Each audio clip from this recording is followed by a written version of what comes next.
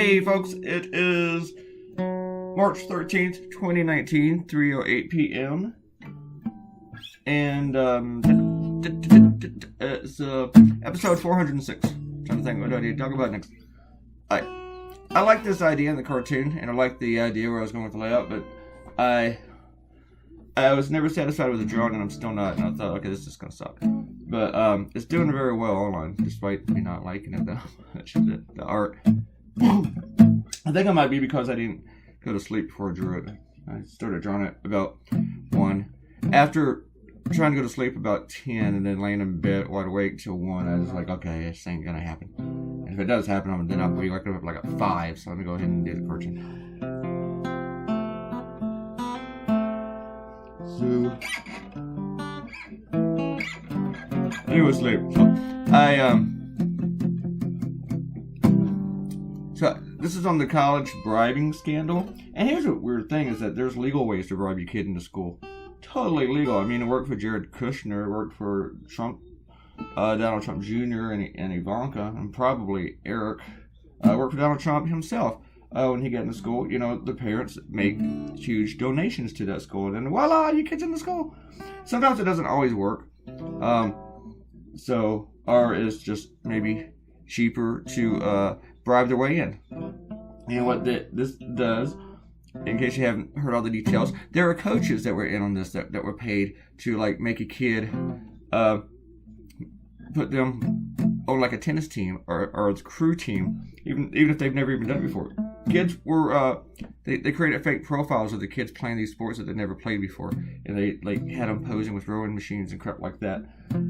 Like Lori Loughlin or Felicity Huffman, I can't remember which one's children whose children it was, where they sent photos of them on these machines as if they were playing the sport. And they also pay these ringers to take the test for them, and then other coaches would, while they take the entrance exams, they would go back over them or give them extra time to do the test, and then stand over them and correct the wrong answers.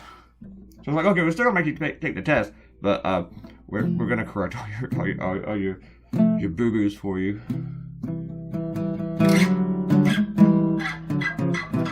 And half the time, these kids did not even know that their parents were paying these scams. And there's this one ringer, he was one that was organizing the whole thing. But they were bribing some of these coaches and stuff, and it wasn't to the millions and millions and everything.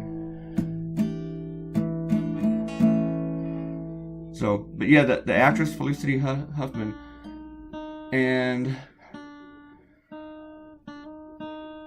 Lori Loughlin and her husband, they've both been charged. There's been about 50 people charged in this.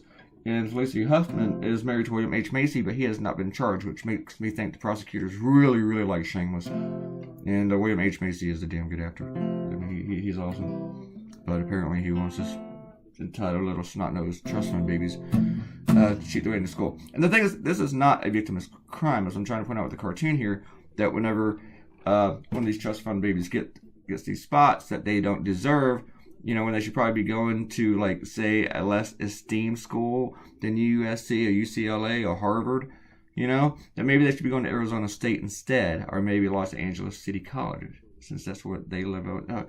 But this involves schools like Stanford, of course, Harvard, and Yale, and Georgetown. Those are the ones that I remember stuck in my head.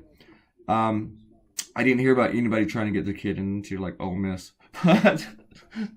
But you know that goes on, though. It's not just the elite schools. It's probably even the ones that are not as snooty.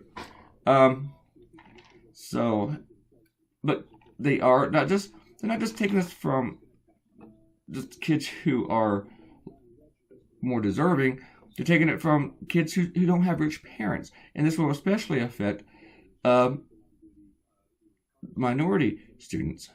So, because they already had a disadvantage. Like, rich people don't get all the breaks.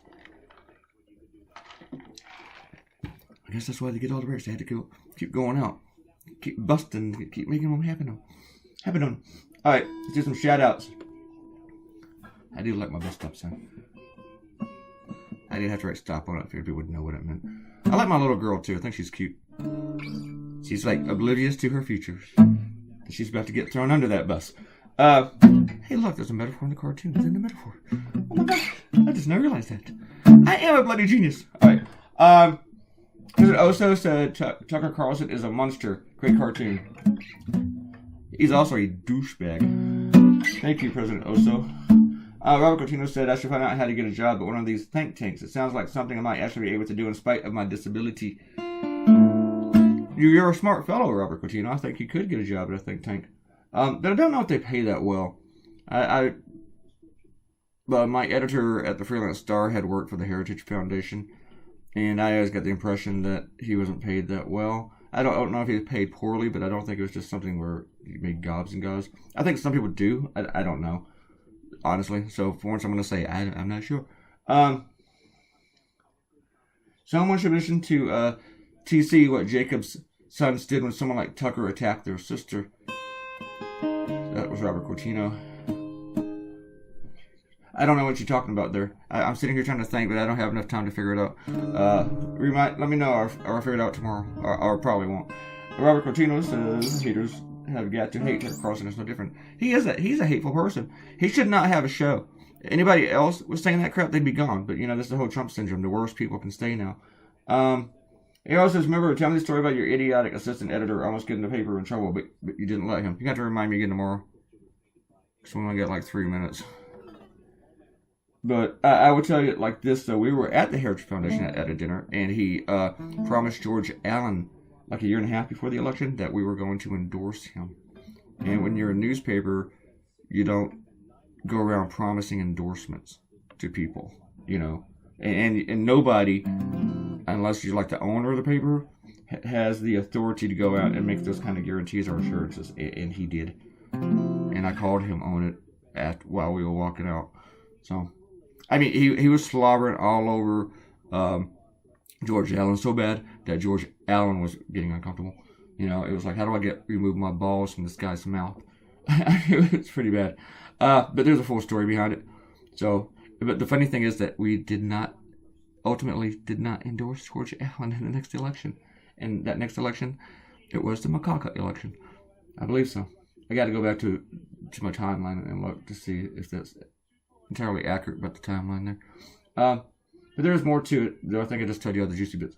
Era also said Colbert said the recordings of Tucker Carlson were from the Bubba the Love Sponge show. I know. The Love Sponge later schooled Carlson on his stupid views. Yeah, that was pretty bad. When Bubba the Love Sponge, from what I want to know about him, if he's the one trying to bring you back into the light, trying to get you not be so extreme, it's pretty bad. And Emily says I didn't offend her and she loves me. All right, I love you too. She just knew she was on a slippery slope and didn't have a ton of time to comment every day. You're not on a slippery slope.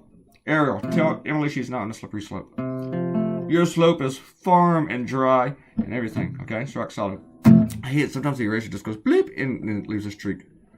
Sometimes whenever I when I start coloring, like I switch to pen and I put it down, it will throw a dot somewhere else on the screen. Usually not too far away, and I see it, but sometimes I don't see it till later. And that just really freaking annoys me, Carell. Carell, what are you, Boeing now? You're making my shit crash? Alright, might be a wrong analogy. I kept working on this cartoon after I turned off the recording. So I kept cross-hatching and I was thinking up some lines. It just was not working for me. And it was really the angle, and now I realized after I did it that it was that one frickin' door. The ledge snooty cheese. Anyway, that's done up. I'm going to see that thing in reprints for the next 2 weeks, and every time I see it, it's going to piss me off. Alright. The Herblock's going to want their thingy back.